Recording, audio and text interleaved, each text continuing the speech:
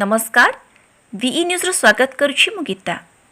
आसंतु देखिबा कलाहांडी जिला खबर। आवास योजना रे घर देबाकू युवती को शारीरिक संपर्क रखिबाकू कहउछन्ती सरपंच। एभली एक चांचल्यकरण घटना घटिछि कलाहांडी जिला एम रामपुरा ब्लॉक सालेपाली पंचायतर सरपंच रमेश चंद्र साहू नारे। युवती को आवास योजना रे घर खंडे देबा पई रसिकिया सरपंच शारीरिक संपर्क रखिबा पई बाध्य करुथिबा अभियोग होइछि। उक्त अभियोग को आधार करी एम रामपुरा थाना अधिकारी श्रीयुक्त माझी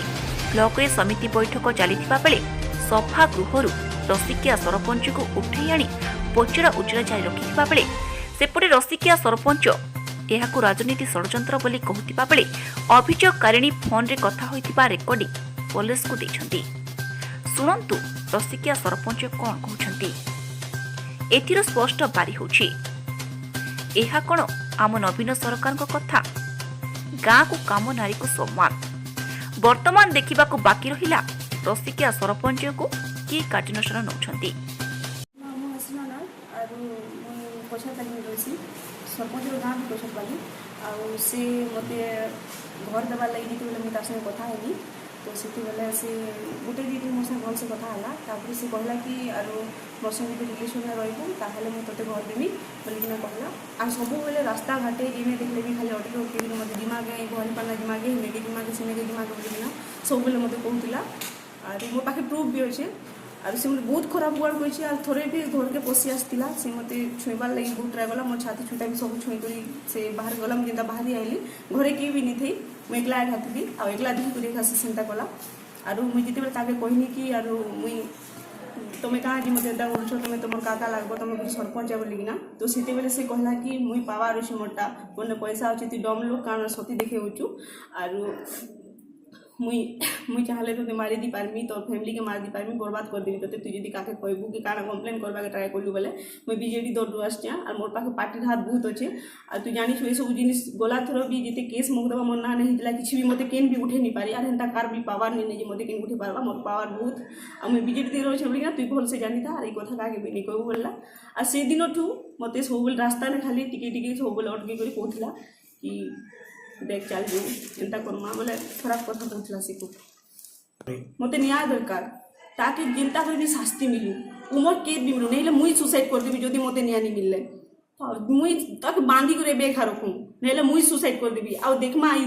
पार्टी वाले काना करबे पुलिस काना करबे के काना करबे जे मते बस खाली से ताक फांसी जो पछे पर से केबे भी मुक्ति नहीं पारू। सर आम नारे तो किसी एंता अभियोग नथिला वर्तमान मो समिति मीटिंग रे थिली समिति मीटिंग बाहर लगे मते जबरदस्ती से महिला मोर्चार जो बीजेपी वाले से माने मु तो बीजेडी लोक से माने निजे गोटे चक्रांत करी ये जिनिस करिसंती गोटे झील के आनिकी मो ना बिना ये रे मु जानी सेटा गोटे केस हिचे बोली मते धरी आनले से विभिन्न मु क्या कहनी मुझे पर्यंत मु जानी किए कौन अभियोग कर कौन ना मु जानी मु समिति मीटिंग थी ये बाबद मो कि ना मो आज के 2 वर्ष है मो पछरे अन्य लोक लगी मुकुंद साहू जीवर्धन साहू गंभीरधर साहू मुरलीधर साहू विपिन साहू अनिरुद्ध साहू ये मैंने लगी मो पछरे केमिति करी से विभिन्न कार्यमूलक सब बाधा प्राप्त दौरान कौन कार्य को करे दौनी से कौन हालत में से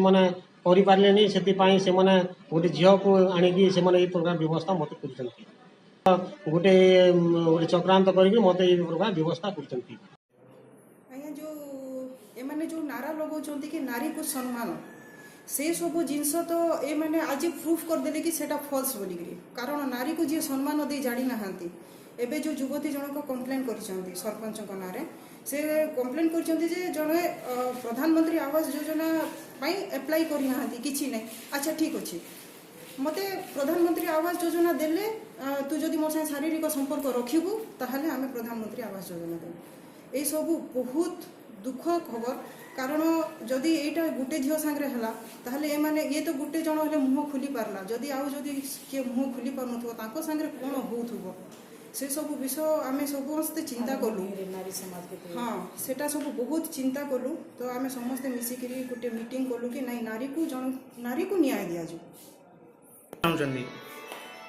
आज्ञा आम ए चाहूँ जो सरपंच रमेश चंद्र साहू को इमिडिएट तांकर सरपंच पदरू निलंबित करा जाऊ एवं तांको अरेस्ट करा जाऊ। कलाहांडी केशव चंद्र सुनानी रिपोर्ट, वी न्यूज।